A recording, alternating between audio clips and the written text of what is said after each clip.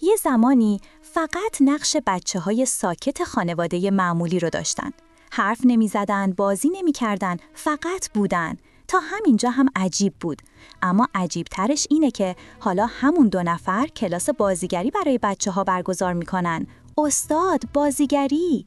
ولی قبل از اینکه برسیم به جنجال کلاس‌ها، بیایید یه قدم عقب بریم و ببینیم این مسیر از کجا شروع شد و چطور به این نقطه رسید و چه رازهای تاریک و جنجالی پشت پرده هستن. سارا و نیکای فرقانی اصل، 2 قلوهای متولد 8 مرداد 1383 تو تهران. خانواده‌شون بعد از شروع شهرت به سوئد مهاجرت کردن.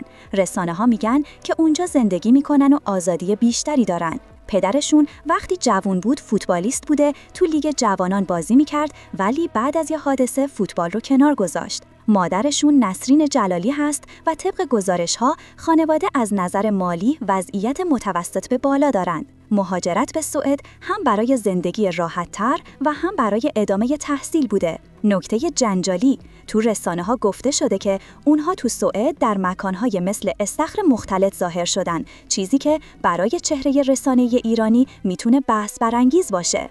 با ورود به سریال پایتخت تو سن پایین خیلی زود معروف شدن. اما شهرتشون بیشتر به خاطر ظاهر و 2 قلو بودن بود، نه مهارت واقعی بازیگری.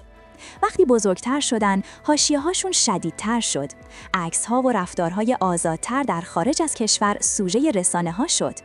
میگن حذف شدنشون از بعضی فصل‌ها هم به خاطر همین تصاویر و جنجال‌ها بوده.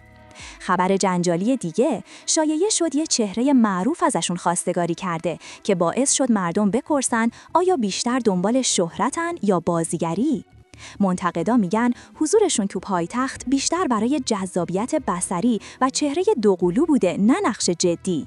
پیام تهیه کننده سریال هم منتشر شده که تشکر کرده، ولی بعضیا میگن این یه حرکت PR برای حفظ اعتبار 2 قلوها بوده. یه مجری تو لایو ازشون یه سوال جنجالی پرسید که بازخورد زیادی داشت. بعضیا هم میگن کلاس بازیگریشون بیشتر یه پلتفرم تجاری برای برگردوندن برندشونه تا آموزش واقعی. سارا و نیکا کلاس بازیگری برای بچه‌های 6 تا 12 سال راه انداختن. ولی رسانه‌ها میگن بخش بزرگی از هدف جذب فالوور و فعالیت تجاریه، نه آموزش حرفه‌ای واقعی.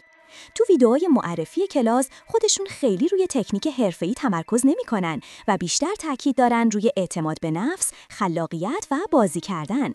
بعضی والدین نگرانن که بچه‌ها فقط به خاطر چهره معروف علاقه پیدا کنن، نه یادگیری واقعی. کاربران فریاد میزنن این 2 قلوها واقعاً بازیگر هستن؟ رسانه‌ها تیتر زدن کلاسشون بیشتر بازاریابی دوباره نام و شهرته. طنزها هم پابرجاست. تو پایتخت عضو سکوت بودن، حالا کلاس بیان؟ میخوان بچه‌ها یاد بگیرن مثل ستاره‌های اینستاگرام زندگی کنن. منتقدان میگن شاید نسل بعدی بازیگرها بیشتر چهره محور باشن تا با استعداد.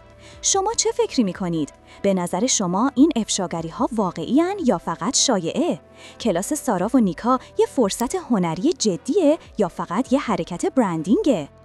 حالا حرفای خود محسن تنابنده درباره سارا و نیکا رو بشنوید. اینا بچه‌ان هنوز شاید به لحاظ آورده بازیگری نتونن خیلی چیزا داشته باشن، ولی بیس و بسترم خیلی مهمه که بتونی روشون باری رو بذاری که اون بار رو بتونن جابجا بکنن. یه ذره این سخته.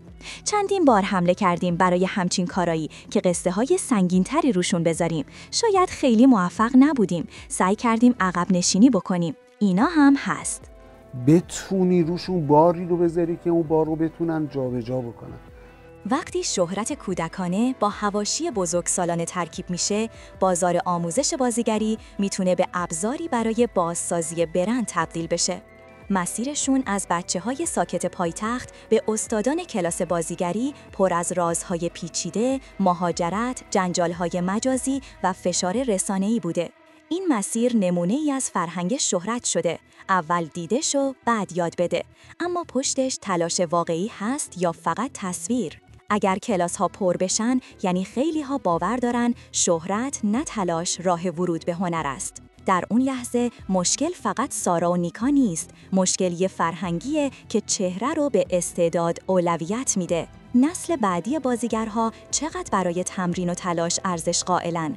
شما بچه‌هاتون رو تو کلاس سارا و نیکا ثبت نام می‌کنید یا نه؟ چرا بله یا چرا نه؟ اگه دوست داری ویدیوهای جنجالی بیشتری ببینی، حتما لایک کن. سابسکرایب رو هم بزن تا هیچ چیزو از دست ندی. نظر تو هم برام مهمه، پس حتما پایین کامنت بذار که چه فکری در مورد سارا و نیکا داری.